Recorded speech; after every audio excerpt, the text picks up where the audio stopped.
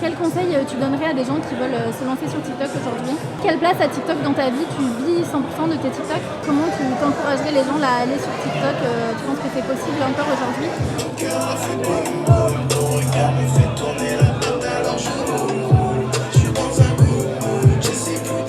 Je m'appelle Antoine Godefroy, aussi connu sous le nom de Philosophe sur TikTok. J'ai 140 000 abonnés et je suis aussi le cofondateur d'une agence marketing spécialisée sur TikTok. Sur TikTok, déjà, ce qui est important, c'est la régularité. On n'est plus obligé de poster 3 fois par jour, mais il faut quand même être régulier. Donc régulier, ça veut dire 3 fois par semaine, 4 fois par semaine, 5 fois par semaine, mais il faut qu'on garde cette régularité-là. Quand je cherchais vraiment à faire grossir mon audience et j'ai fait 0 à 100 000 abonnés en à peu près 3 mois, eh bien, je publiais tous les jours. Je préparais mes vidéos le samedi, je me filmais dans ma chambre, je préparais mes sujets. On connaît tous au moins une personne qui dit être capable de faire plusieurs choses à la fois, comme par exemple parler à une personne et envoyer des messages sur son téléphone à quelqu'un d'autre. Eh bien, de nombreuses recherches scientifiques montrent que c'est tout simplement pas possible. Le second point, c'est captiver l'audience sur TikTok. Ça veut dire que quand on va faire une vidéo, si la vidéo est pas bonne, l'algorithme ne va pas la diffuser. Et même si on a 1000, 20 000 ou 100 000 abonnés. Donc pour ça, capter l'attention, ça veut dire faire des vidéos qui vont être courtes. Et ça veut aussi dire, au début de la vidéo, essayer de faire quelque chose qui va attirer la curiosité, qui va donner envie de regarder la vidéo jusqu'à la fin.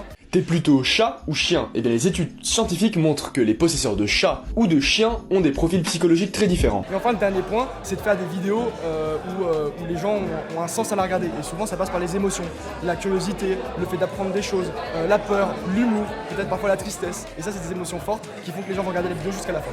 Top 5 des pires prénoms. Alors attention, je sors pas ces prénoms de mon chapeau, c'est vraiment des prénoms français qui ont été approuvés par l'état civil. Numéro 5, on commence très fort avec le prénom Merdive. Donc un prénom qui transpire la joie et la bonne humeur, et vraiment surtout l'amour qu'un parent peut avoir pour son enfant. Numéro 4, le prénom Benjapol. Vous ne rêvez pas, c'était bien des parents qui étaient en mode Benjamin, Paul, Benjapol.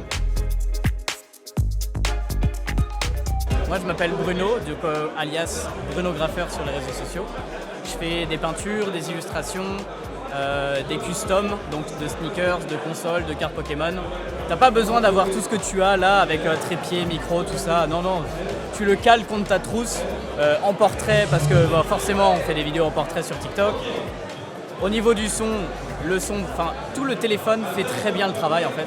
Pour mes voix off, je mets une couverture sur ma tête pour faire comme une cage d'isolement et éviter la réverbération. Donc j'ai chaud, mais le son est meilleur. Moi clairement TikTok j'ai commencé avec clairement la lumière de mon bureau, mon ordinateur comme trépied, donc on peut vraiment avoir pas forcément un matériel incroyable pour débuter. Bonjour, moi c'est Gaëtan, j'ai 20 ans, je viens de Vendée, près des Sables-d'Olonne, et j'ai 1 500 000 abonnés sur TikTok avec mon concept de la voix de journaliste. Now from the top, make it drop, that's a wap, that's a wap. Un conseil que je pourrais donner, c'est vraiment créer un concept, quelque chose qui est complètement différent, original.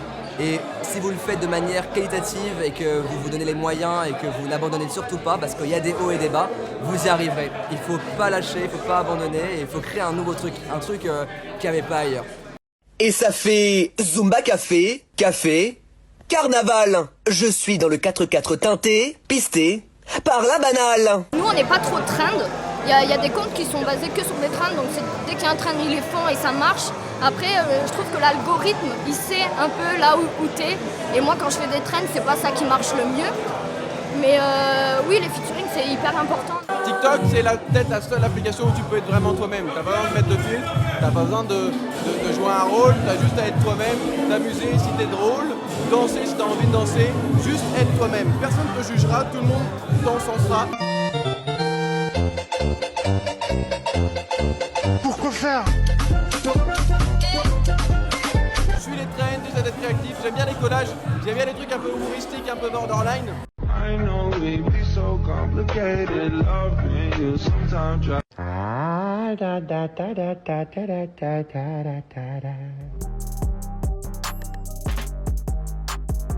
vis 100% de TikTok, donc c'est mon métier à plein temps, hein, voilà, c'est TikTok, c'est ma vie. Hein. Et si je te disais qu'aujourd'hui je vais faire du surf sur le sable? Fond créateur, c'est c'est pas ce qui nous fait vivre. Parce que je pense le million de vues c'est 20 €. Donc quand même, faut en faire pour avoir un salaire. Mais oui, c'est vraiment les partenariats qui nous font vivre, les entreprises qui voient nos vidéos, etc. Et qui nous contactent. Je me sépare de mes anciens téléphones.